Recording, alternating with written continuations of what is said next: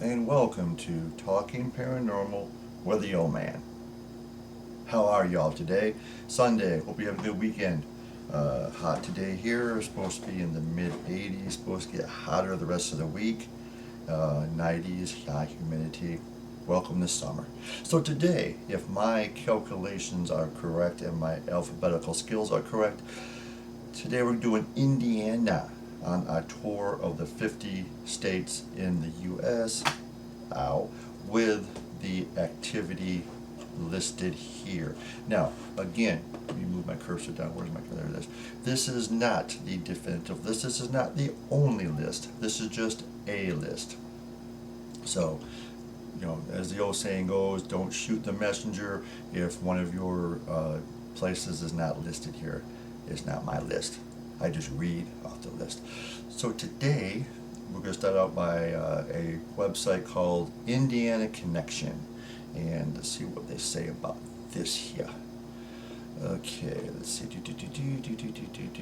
Okay, so whether a fan of spooky legends or terrifying tales, this tour of some of Indiana's haunted places has something for everyone. Are you a fan of frightening haunted places? I definitely am. Do you like to check out locations with spine-tingling tales? Hell yeah. If so, you don't need to travel far. Well, I'm not in Indiana, but Indiana is home to many spooky locations with terrifying tales of their histories. Some of these places may be right in your backyard. Ooh. This road trip features slightly scary to truly frightening places. I like frightening. And legends across Indiana from Fort Wayne to Evansville, with stops in between, baby. Along the way, I added that last part there. Along the way, you can discover mansions, cemeteries, and other locations with sometimes ghastly folklore. Let's go. And that was their words. So they have them in stops. I like this. So stop one is the Bell Mansion in Fort Wayne. Want to explore the unexplained? Then visit the Bell Mansion in Fort Wayne. It's just one of many spooky mansions in Indiana. The Bell Mansion was a funeral home for over 90 years. Oh shit. Where between 400,000 and 500,000 bodies were embalmed. Can you imagine that? It used to be a funeral home. Oh my God. Of course, there's no pictures. Paranormal tours and other events help maintain the 14,000 square foot, 131-year-old mansion. People who work in or have visited the mansion have reported everything from full-bodied apparitions to footsteps with no one else in the building, music playing with no radio, lights being turned on, doors shutting on their own, and disembodied voices. Ew. The team at Bell Mansion has been told their spirits are super friendly. I hate that freaking word, super. Oh, this food was super delicious. I'm super excited about this. What the fuck is super? It's not super. Okay, so how about this? The team at Bell Mansion has been told their spirits are friendly and tricksters. Multiple paranormal teams who don't know each other yet tell similar stories or have similar experiences. The Bell Mansion, I think super in a super, not like superintendent, but like super excited, super friendly. That should be a word that Webster's dictionary drops because it's so irritating to me. And maybe it's just because I'm old. It's very possible that I am old. And I don't know if I said in the introduction, welcome to Talking Paranormal with the Old Man. I think I did, but I don't remember. It's been a long day already.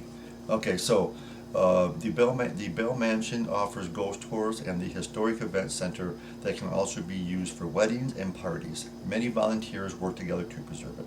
Can you imagine having a wedding in a mansion that used to be a funeral home and shit happens? I mean, if anything, it definitely would be a wedding not to be forgotten, right? Can you imagine the pictures and the videos show apparitions while going through the stuff? That would be kind of cool. So stop number 2 on our list is the Avon Haunted Bridge in, can you guess where? You're right, Avon. It's time to make a stop at an Indiana bridge that's said to be haunted. There are several legends about why ghosts would occupy the Avon Haunted Bridge. According to Visit Indiana, one story, it's kind of a cool bridge. One story that has circulated for years is that a drunken rail worker who slipped during construction and was buried alive in the wet cement. Yeah, that I think that's the same thing with the Hoover Dam. That supposedly happened in the Hoover Dam too. They put workers who had fallen, up on top, fallen down. They were just entombed in the concrete. So yeah, and then supposedly Jimmy Hoffa, he had disappeared in the 70s here in outside of Detroit, and supposedly he's in the cement at like Giant Stadium in New Jersey. He's in other places where he's been put in cement. So yeah, I think that is a urban legend. But if it's true though, it would be kind of cool. The tale is that when a train goes over the bridge, people claim to still hear his moaning. Well, I don't know, whatever. One other story about the bridge is that a young mother was walking the tracks to take her sick baby to the doctor. She slipped, and fell from the bridge, killing both her and her baby. I always say baby. At night, the sounds, okay, it's just baby, I'm sorry. At night, the sounds of the mother screaming for her infant can be heard. Okay, the last, my screen went dark. I can't have that happening. The last common legend is of 4 workers falling to their deaths into White Lick Creek. Wait. People claim to hear their thuds and splashing in the creek. Okay, we're still talking about the bridge, right? Because what I see is over a freaking road. So I don't know where the White Lick Creek came from, where they fell to their deaths into the water. I don't see water. Do you see water? I don't see water. Okay. Stop number 3 is the Indiana State Sanatorium in Rockville. The Indiana State Sanatorium in Rockville has been called the Midwest's premier location for paranormal investigation and urban exploration. Okay, urban exploration means that you are breaking into a building that is closed. So I would not recommend that. Just saying. The sanitarium was the state's main tuberculosis hospital, also known as TB, from 1908 to 1968. In 76, it reopened as a healthcare center. Oh, can you imagine? It was a TB hospital. People probably died there. Wait, was that it? And now it's a healthcare center? Holy shit. The site was a nursing home? Yeah. And private mental hospital until 2011 when it suddenly closed, leaving behind hundreds of beds and hospital equipment. Today, the sanatorium includes the historic tuberculosis hospital, nursing home, mental hospital, and support buildings with thousands of feet of steam tunnels. Now that would be cool, just having the tunnels, that'd be kind of cool. If you want to explore this location for yourself, there are tours and paranormal investigation opportunities. You can also book the sanatorium for special events. Yeah. Let's have a gender reveal party at a sanatorium. Yeah. Number 4 is the Edna Collins Covered Bridge in Putnam County. Ooh, that's a cool bridge. The next stop on our road trip is another bridge. Go figure. The Edna Collins Covered Bridge. According to Putnam County historian Larry Tippin, he must be tipping. Actually, that'd be tripping. This is the county's shortest and most recently constructed covered bridge. Here's a story according to Tippin. Tippin. Some have claimed the bridge is haunted, either by Edna Collins. Oh, so there's a reason why it's called the Edna Collins Bridge, or one other young girl who's said to have drowned in Little Walnut Creek below the bridge. Okay, I guess I can see water. Okay, I don't understand that. Folklore suggests that this little girl's parents would drop her off to swim at the bridge and run errands. Well, that's not a very good, safe thing to do. That's bad parenting 101. Upon returning, they would honk their horn 3 times. Beep, beep, beep. And the child, accompanied by their family dog, Fido, I don't know, I just added that on there, would come to the parents' car. One day, the parents returned to the bridge and honked. The family dog, Fido, or Spot, came running, but the child did not. Well, that's not a very good dog. He should have stayed there.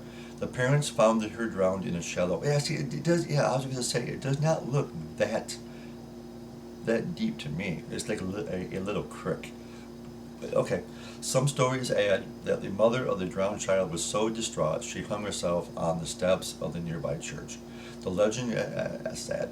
The legend includes the warning that if a person parks by the bridge and honks 3 times, handprints will appear on the car windows. Well, that's happened before too, so, you know, in other places, but so whatever. Trippin' Tippin', I'm adding Trippin' Tippin'. So Tippin adds that this legend appears to be based on factual events, but not at the Edna Collins covered bridge, and not with the people noted. Okay, whatever. Okay, so stop number 5. Number 5 is 100 Steps Cemetery, Clay County. Can you imagine having going up those? And the most haunted cemetery in Indiana near Brazil, I guess it would be. Some say so. The next stop on the haunted road trip is a cemetery in Clay County known by a few names. Whether you call it the 100 Step Cemetery, Carpenter Cemetery, or Cloverland Cemetery, it's a magnet for folklore enthusiasts and ghost hunters. What are the hours of operation? According to author Chris Fluke, I'm saying Fluke. The cemetery was established during the American Civil War and is still active. Ooh, so that's like, what, 200 some years old? 250 years old? Visitors must ascend 100 steps to reach the summit, okay? That's kind of like when we were in Paris at the Pierre Lachance Cemetery. Yeah, that's a cool cemetery. According to Fluke, a couple of ghostly legends surround this cemetery. The first is that at midnight, the clock struck midnight. Under a moonless sky, visitors should count 100 total steps when they reach the summit. Then they should walk back down and count again. They might count a different number, perhaps caused by a supernatural sleight of hand, or maybe too much alcohol, and they just lost count, and they, what the fuck, I'll just start back at 1. You know what I'm saying? So the second legend, see, that's not even spooky, man. You counting the steps. Now, I'm not saying everything has to be spooky, but that's not even spooky. That's just some dude or dudettes that can't count. You know, plus it's, you know, I'm assuming at night, you know, yeah, whatever. The second legend is much spookier. I sure the hell hope so. In this one, the visitor looks down the hill. I thought there was a comma there for a second. From the summit, and sees a caretaker who will reveal how many visitors will die. Oh, that's kind of freaky. The vision was wrong if the visitor counted. Wait a minute. The vision was wrong if the visitor counted the same number of steps while going back. What the? Wait a minute. If there is a different number, the visitor will die in the manner revealed by the phantom caretaker. What the hell is this? Okay, I'm going to read that sentence again here, or this paragraph. I'm going to read it a little bit more slower, because I do not understand this. The second legend is much spookier. In this one, okay, so the visitor looks down the hill from the summit, okay, and sees a caretaker who will reveal how the visitor will, okay, how does it reveal how he dies? And what if you have more people? What if you got 5 people in your group? Are all 5 of them going to perish or pass the same way? I don't understand. And sees a caretaker who will reveal how the visitor will die. The vision was wrong. The vision was wrong if the visitor counted the same number of steps while going back down.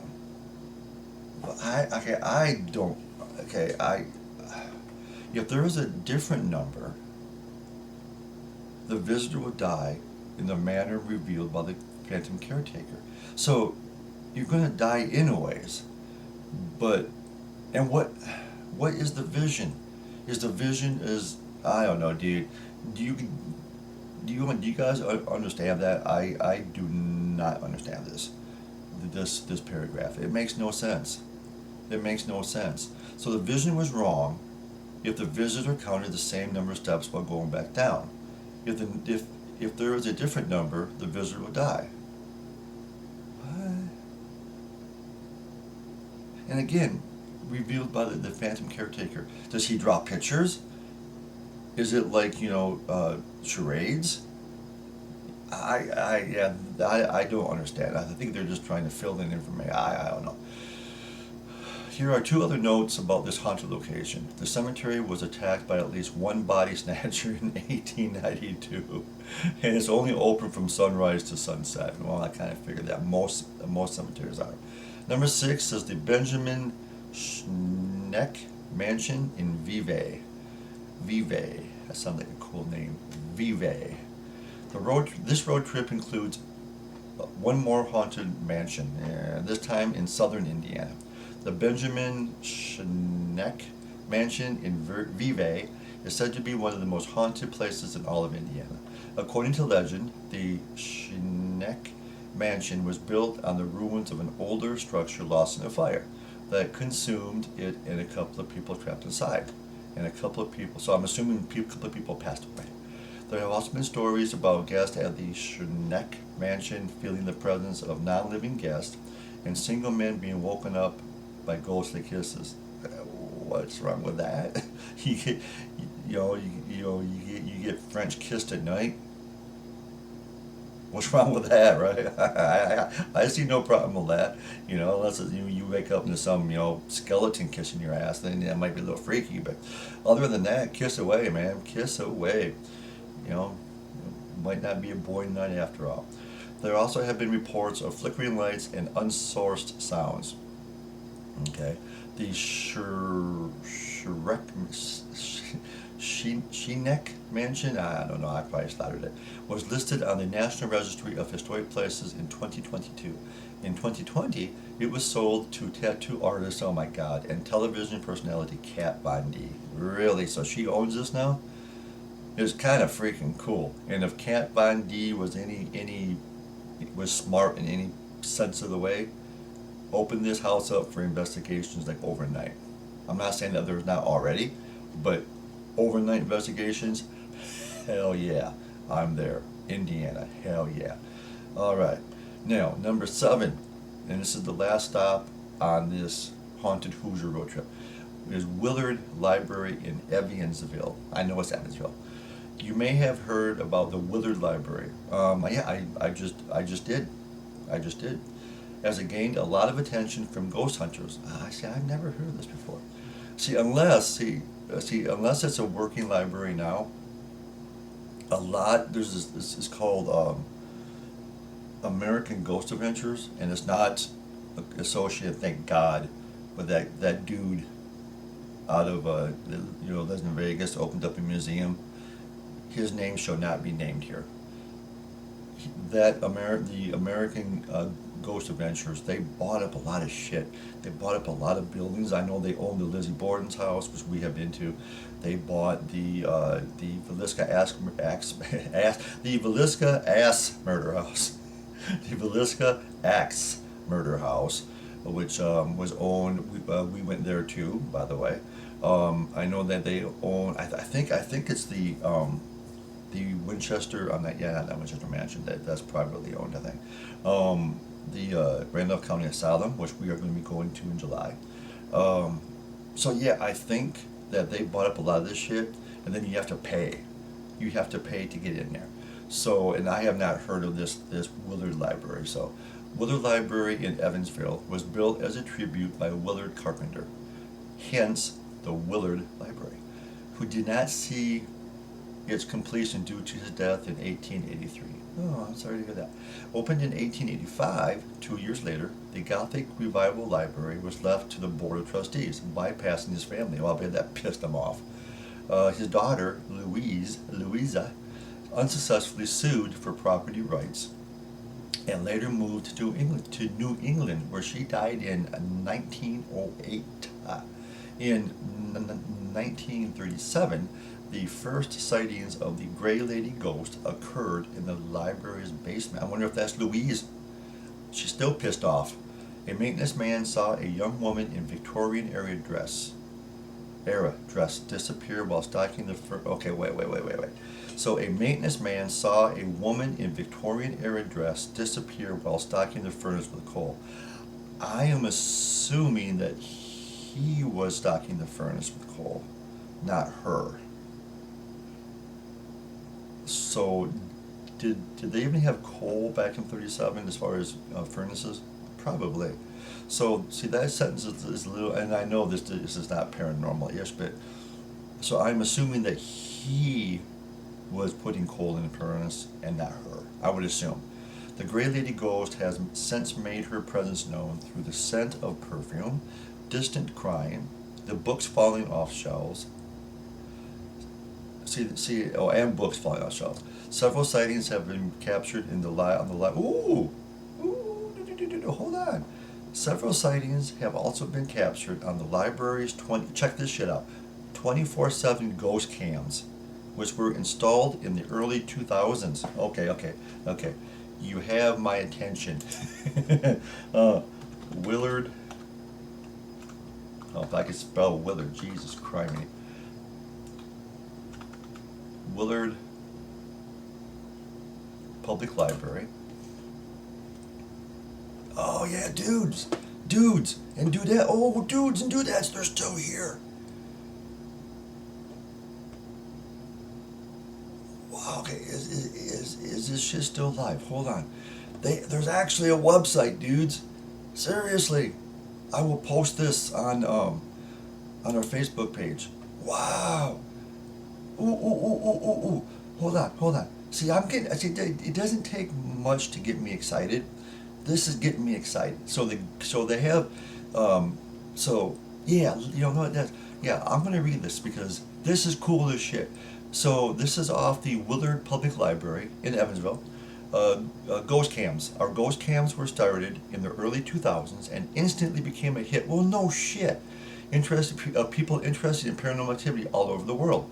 People watch our ghost cams hoping to catch paranormal activity in real time, which may or may not happen. See, right here, I like this sentence right here. We do not claim that you will see anything on these cams other than our resident hamster Willie. Willie. So where is Willie at? Is he in a cage?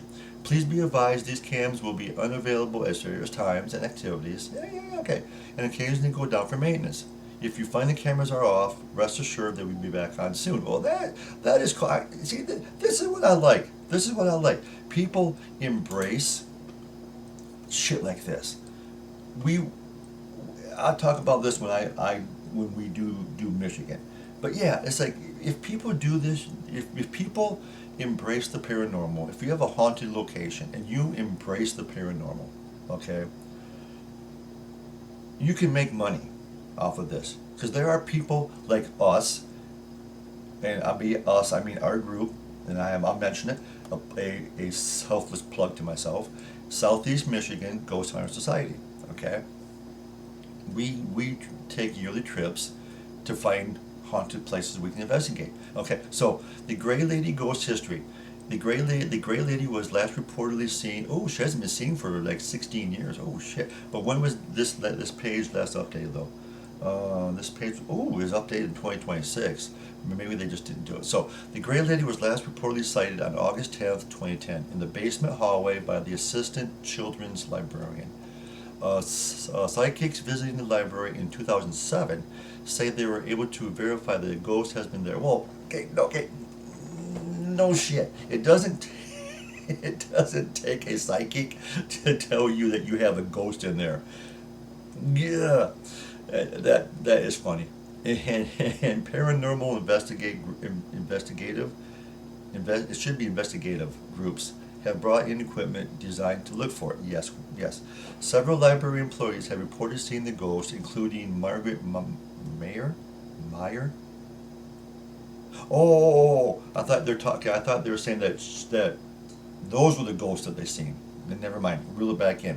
Several library employees have reported seeing the ghost, including. See, I thought they were saying these were the people that they've seen ghost. So Margaret Meyer, children's librarian, and Helen Cam, the library assistant. During a visit to the library, lecturers from the University of Southern Indiana say they saw the ghost peering in the water. Policemen responding to a security alarm at the library spotted two ghosts in an upstairs window of the library. Now, to be fair, if the alarm went off, and yes, spirits can set off the alarm, okay, but is it fair to say that because the security alarm went off, that there were actually human intruders, and that's who they saw upstairs? I'm curious about that. I would like to see the police report. A library patron reported an encounter with the Gray Lady in the library elevator, and a local weathercaster also reported an encounter with the spirit. Hundreds of people look for the Gray Lady every October during ghost tours, sponsored by the library. 800 curious individuals. 800. See, that's what I'm talking about. You do this. You do your investigate. You do your haunted locations, right? And 800 people will show up. Attended the first such tour in the late 1990s, which has been a popular event ever since. Yeah, no shit. You do it right. What wasn't it a movie or something? Oh! It was Field of Dreams. If you build it, they will come. The same thing here. If you build the paranormal in your haunted location, people will come. So unexplained occurrences, and water turned off, on or off, smell of perfume, feeling cold, noises, but what kind of noises? Books and furniture moved around, feeling of touch on hair and earrings, and odd items found in the library. Okay, so I'm going to go up here to the paranormal investigation, see what this says here. Oh shit! Oh shit! Oh my! Oh dude! Oh God! Seriously? Okay, if this is still, dude. And again, shit like this, I get excited very easy. Paranormal investigations. The Willard Library offers after-hours investigations of the library. Below, we have provided basic information about investigating the historic Willard Library. Please fill out blah, blah, blah, blah, blah, blah. Okay, so, and it says yes, okay, so it says, can anybody investigate the Willard? Yes, any individual or team may investigate the Willard Library as long as they agree to the following terms. Oh shit, there's always terms. Okay, how much? We suggest a minimum, it's just a donation. $250 for a small team of 6 or less. For larger teams, we ask that you consider larger donations amount of what you think is fair and equitable for the size of your team. Well, okay, so if you have $250 for a team of 6 divided by 6, that is about $42. So just add $42 for every person over 6. And I think that would be kind of cool. All donations go to support the cost of staff to be on site during the investigation, okay, and the ongoing program is cool. Then you have a waiver, okay. What time? Okay, that's not too bad.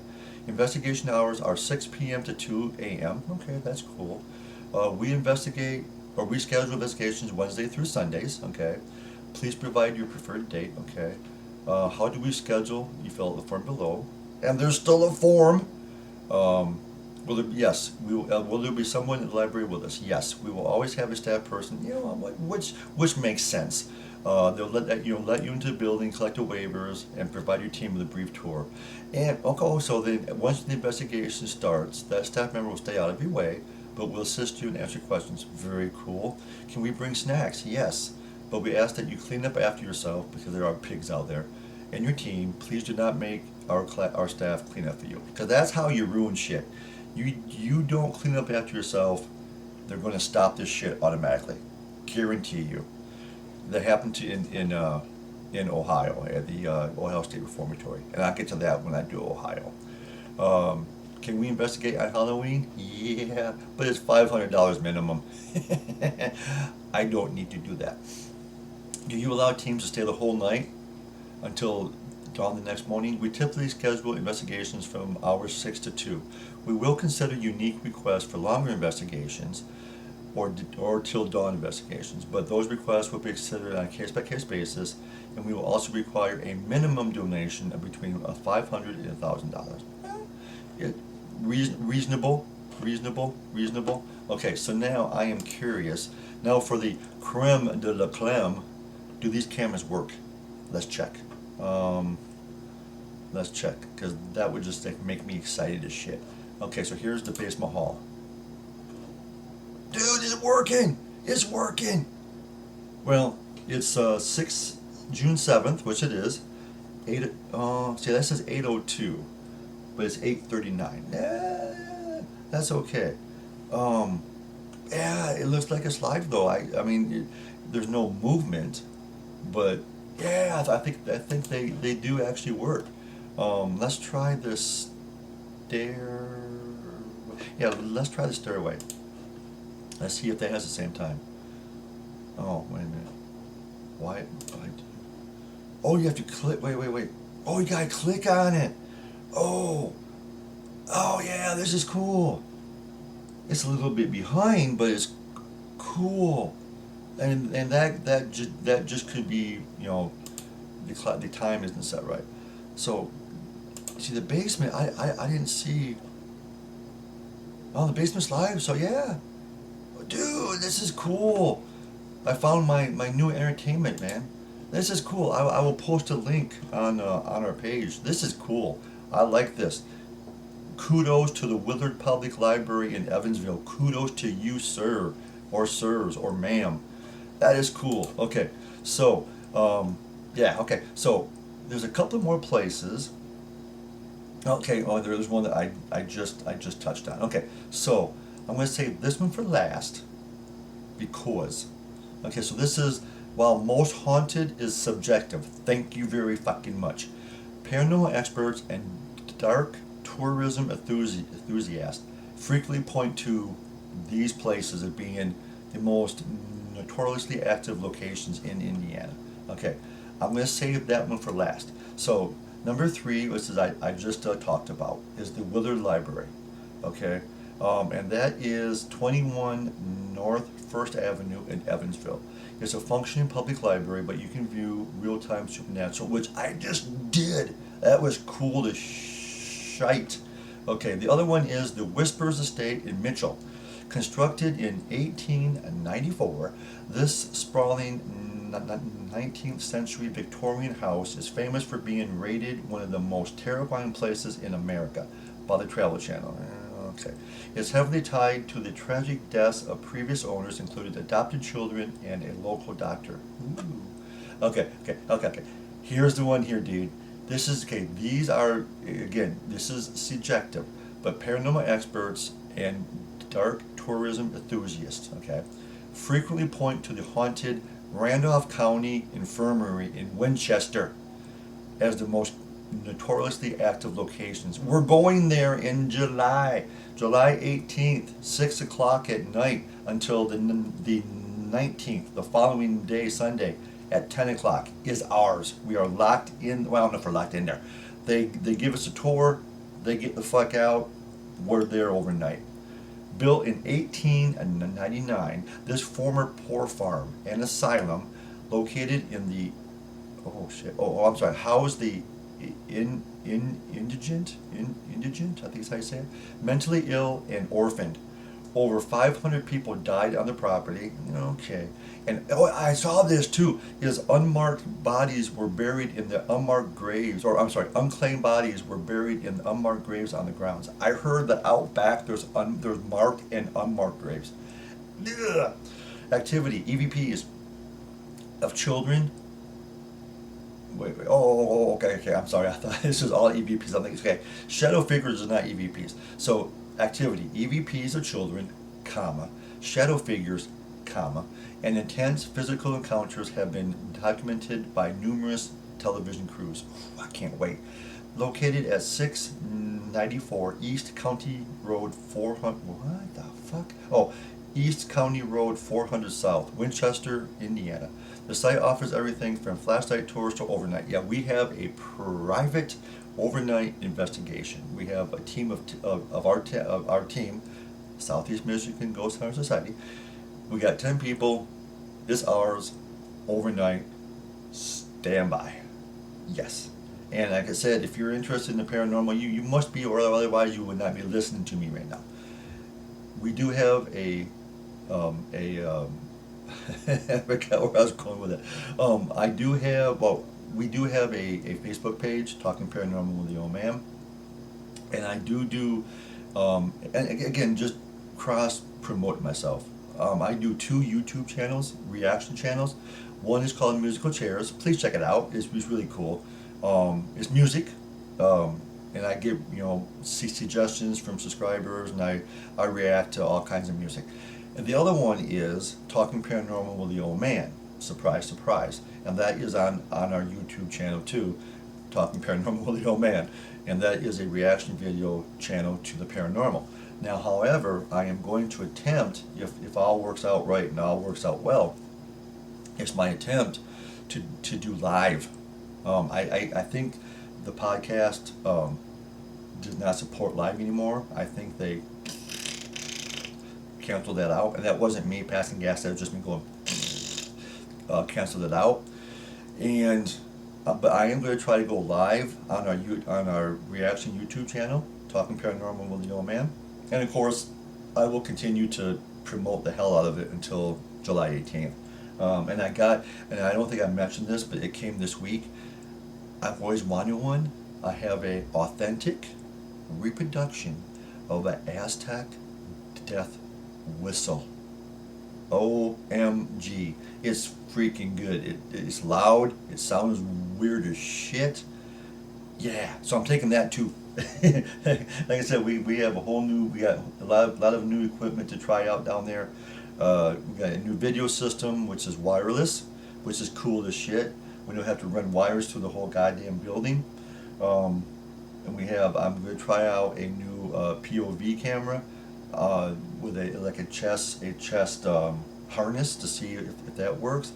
We have an SLS camera, and I'm going to try maybe sometime this week, try to put that together so we can have a GoPro camera on the screen of the SLS camera screen thingy to get any evidence on that. Of course, we're going to be doing EVPs. We're taking our bear LB, which he's a little bear, or if you're not a kid, little bastard, because he won't quit talking. So yeah, so looking forward to it. It should be cool as shit. So anyways, thanks for hanging out until the end here. I know I got a little bit of excitement on the Willard County or the Willard Public Library. That shit excites me. And when they offer tours, they're open to it, they embrace it, and they have live cams. Yeah, buddy. I'm going to check that out every so often. So anyways, again, thanks for putting up with me until the end here. Hope you have your Sunday, a rest of a good day. Stay safe if you're doing anything crazy. And again, you have to be more afraid of the living than you do the dead. Unfortunately, that's just the way it is now. Stay away from the light, unless you like that kind of shit. And until we meet again, bye-bye. I'm sorry, but the person you called has a voicemail box that has not been set up yet. Goodbye.